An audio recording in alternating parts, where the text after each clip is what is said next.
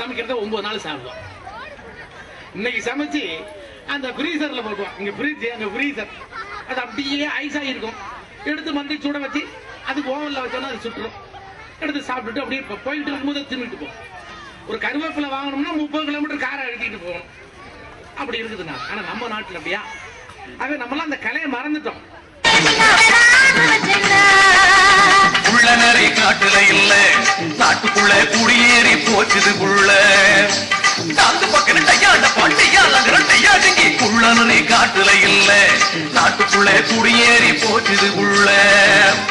உள்ளதனா சொல்லி புட்டேண்டி அடிச்சு